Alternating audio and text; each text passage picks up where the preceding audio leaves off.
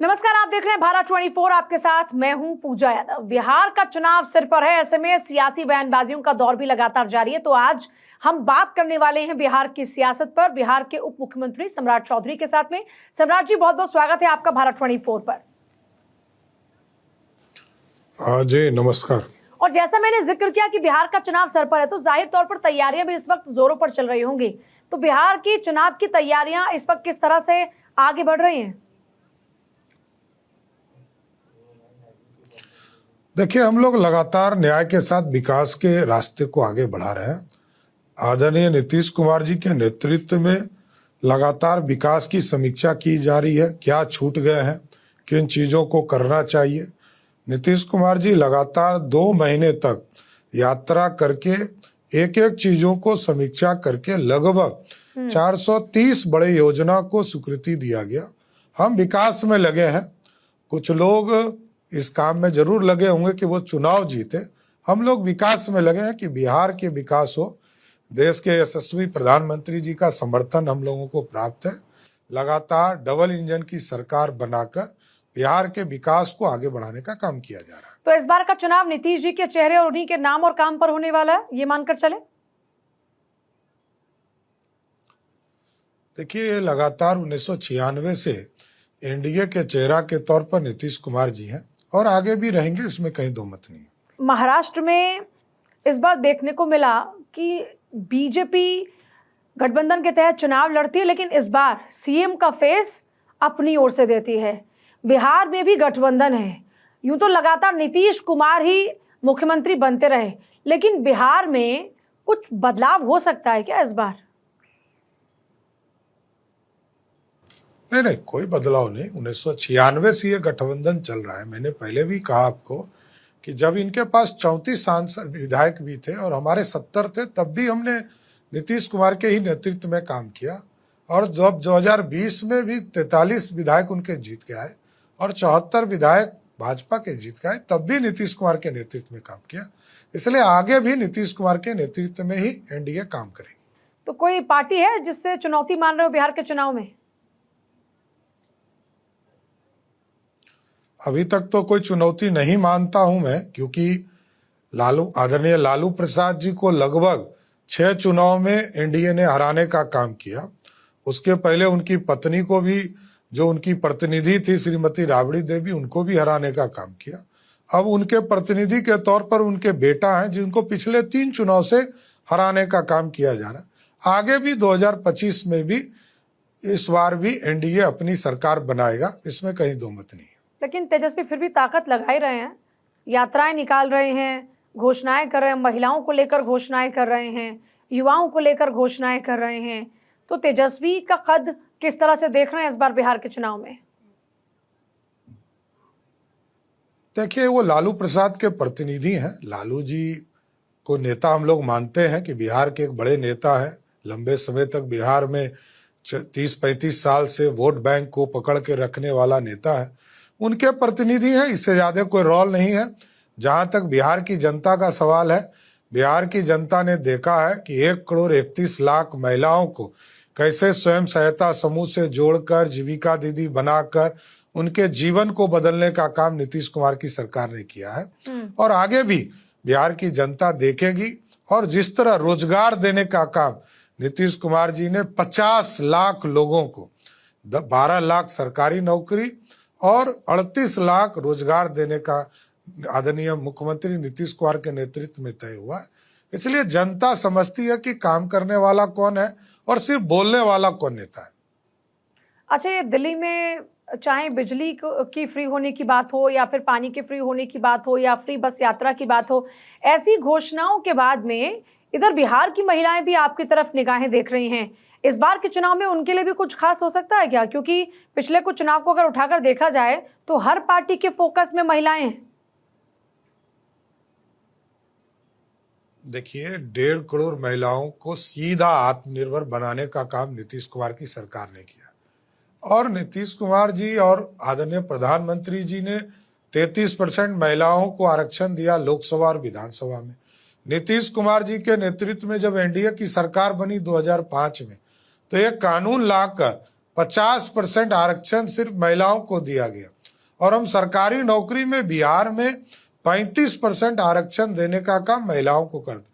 इसलिए बिहार की महिलाएं जानती है कि नीतीश कुमार जी का नेतृत्व और एनडीए के लोग लगातार महिलाओं का सम्मान बढ़ाने का काम कर रहे हैं। लेकिन आत्मनिर्भरता के साथ जोड़ने के बावजूद भी हम देख रहे हैं कि सरकारें आमतौर पर उनके लिए ऐसी घोषणाएं करती हैं ताकि महिलाओं को वोट मिले। देखिए, बिहार में महिलाओं को आत्मनिर्भर बनाना ही सबसे बड़ा मुद्दा है। आरक्षण देना, उसको आगे खड़ा करना, इंडस्ट्री के सेक्टर में उनको हम प्रमोट कर रहे हैं, और 1,31,00,000 जो जीविका दीदी, ये मजबूत रीढ़ है बिहार की अर्थव्यवस्था को खड़ा करने के लिए। इसलिए महिलाओं का सम्मान लगातार एनडीए की सरकार, मोदी जी की सरकार, नीतीश जी की सरकार बढ़ा रही है।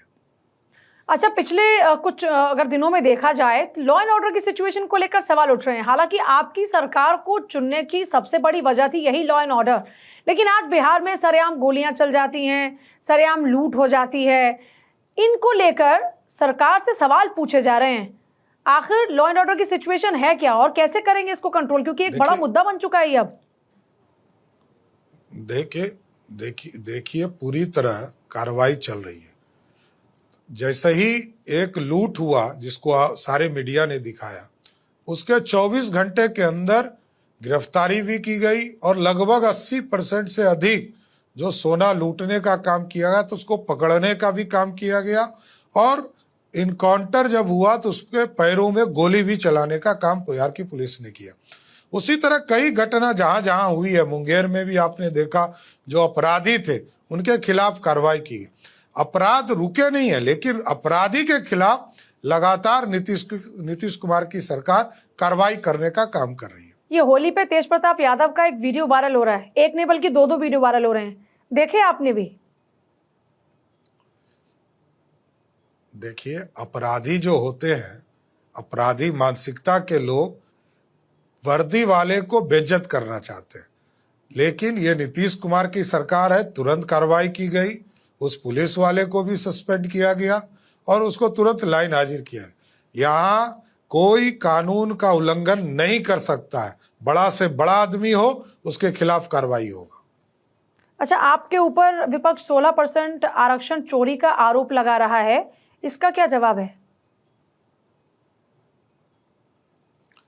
देखिए, सबसे बड़ी बात है कि जो कानून सुप्रीम कोर्ट और हाई कोर्ट में रिव्यू में डाला गया हो और रिव्यू चल रहा हो, तो ये सुप्रीम कोर्ट को निर्णय करने दीजिए। हम तो आरक्षण के समर्थक हैं। 1989 में भी जब मंडल कमीशन आया, तब भी भारतीय जनता पार्टी और जनता दल, तत्कालीन जनता दल को समर्थन, बीपी सिंह को कोई सरकार को समर्थन दे रहा था तो वो भारतीय जनता पार्टी। जो राष्ट्रीय जनता दल कांग्रेस के गोद में खेल रही, वो कांग्रेस आरक्षण का विरोध कर रही थी। इसलिए हम तो समर्थक हैं, आगे भी सुप्रीम कोर्ट में हम लड़ेंगे, और ये जरूर विश्वास है कि बिहार के लोगों को आरक्षण बढ़ाने का काम जो बिहार के नीतीश कुमार के सरकार ने किया है, उसको सुप्रीम कोर्ट की भी मोहर लगेगी। अच्छा, क्या नीतीश के बगैर ये जो एनडीए है इसकी परिकल्पना की जा सकती है, सोचा जा सकता है? नहीं, ये आज का परिकल्पना नहीं है। 1996 में नीतीश कुमार जी बीजेपी के साथ हैं, और तब से लगातार नीतीश कुमार जी के नेतृत्व में भारतीय जनता पार्टी मिलकर चुनाव लड़ते रही है। और जब भी उनको 34 एमएलए भी था 2000 में, तब भी उनके नेतृत्व में हम थे, और 2020 में जब 43 सीट भी आया तब भी उनके नेतृत्व में है, क्योंकि हमारे नेतृत्वकर्ता आदरणीय प्रधानमंत्री नरेंद्र मोदी जी ने उनको नेता घोषित करके लड़ा, इसलिए हम उनके साथ खड़े हैं। वैसे अगर आपसे पूछा जाए तो आप नीतीश को कितना मानते हैं अपनी जिंदगी में? मानते हैं अपनी जिंदगी में, या पार्टी के लिहाज से अगर देखा जाए तो उनकी क्या महत्ता है बिहार में? देखिए, बिहार में विकास श्री बाबू के बाद किसी मुख्यमंत्री ने काम किया तो वो आदरणीय नीतीश कुमार जी ने किया। इसलिए बिहार की जनता मानती है, इसलिए मैं भी मानता हूं कि बिहार के विकास के लिए, बिहार के न्याय के साथ विकास करने के लिए नीतीश कुमार की जरूरत है। ये आजकल जब सत्र चल रहा है तो देख रहे हैं बड़ी हॉट टॉक्स हो रही हैं, एक दूसरे के ऊपर जो बयानबाजी हो रही है वो बड़ी तल्ख हो रही है, बड़ी तीखी हो रही है। इसकी वजह बिहार का चुनाव है या ये अब बिहार में सत्ता पक्ष विपक्ष में इतनी ज़्यादा खटास पैदा हो चुकी है कि हर बात पर एक दूसरे को ताना मारा जाता है?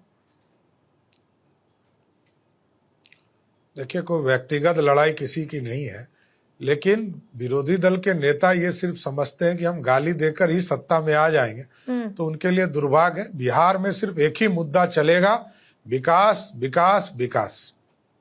वैसे गुस्सा तो आपको भी कम नहीं आता सम्राट जी, आप भी कई बार कहते हैं ठंडा कर देंगे, क्या आशय है इसका? नहीं, मेरा स्पष्ट मानना है, किसी ने यदि गर्मी दिखाया तो उसको ठंडा करना है, इसमें कहीं दो मत नहीं। मैं स्पष्ट बोलता हूं कि जो कहते हैं कि मैं सरकार बदल दूंगा, सरकार बेचारे बदल नहीं पाए तो उसको ठंडा तो करना ही पड़ेगा ना। तो जनता के वोट से ठंडा मैं करता हूं। अच्छा, एक और आरोप विपक्ष आपके ऊपर लगाता है माफिया तंत्र के साथ में साठगांठ का, कि अधिकारी और सरकार का साठगांठ है माफियाओं के साथ में। किसी भी माफिया के साथ कोई भी सरकार के मंत्री मुख्यमंत्री के ऊपर आरोप सिर्फ बता दे तो मैं एकदम स्पष्ट कहता हूं कि राजनीति से संन्यास ले लूंगा। लेकिन मैं हजारों लोगों का लिस्ट जारी कर सकता हूं जो लालू प्रसाद के आपराधिक छवि के साथ उनसे जुड़े हैं। ये हजारों लोग हैं जो जनता के बीच में दिखाई देते हैं, यह स्पष्ट दिखता है। लालू जी को इसका जवाब देना चाहिए। और लालू जी ऐसे नेता हैं जिसको पंजीकृत अपराधी आप कह सकते हैं। वो एक एक केस में उनको सुप्रीम कोर्ट तक सजा मिल चुकी है। अच्छा, युवाओं की नाराजगी कई दफा सड़कों पर देखने को मिली है बिहार में। तेजस्वी भी उन युवाओं को लुभाने की कोशिश करते हैं कि हम आएंगे तो आपकी समस्याओं को दूर करेंगे। प्रशांत किशोर भी उनके नेता बन जाते हैं, आप उनके आंदोलन में पहुंच जाते हैं, उनकी बात में बात मिलाकर उस मुद्दे को उठाने की कोशिश करते हैं। तो युवाओं को आप कैसे मनाएंगे जो नाराजगी इस बार उनमें है? देखिए, कोई नाराजगी नहीं है।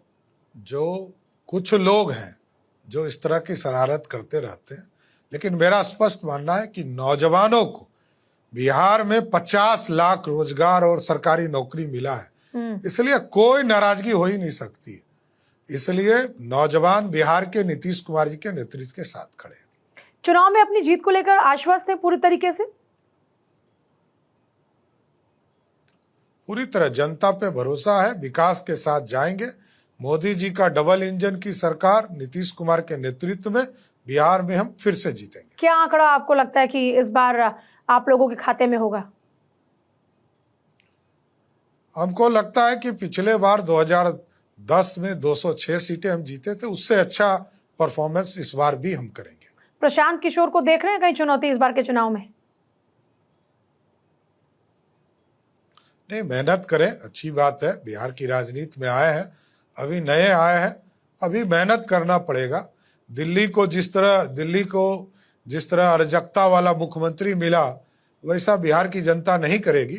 बिहार की जनता बहुत होशियार है और देखती है कि बिहार के विकास के लिए जो काम किया है उसी को वोट करेंगे। बिहार की जनता में कहीं ये इमोशन आता है कि सम्राट चौधरी हमारे मुख्यमंत्री होने चाहिए? महसूस किया आपने? मैं तो एक छोटा सा राजनीतिक कार्यकर्ता हूं।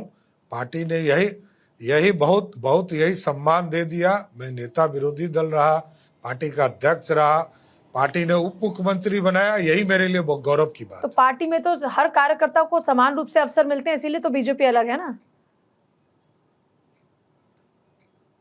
एकदम, इसी के लिए आगे भी पार्टी का नेतृत्व जो काम देता है उसको करता हूं।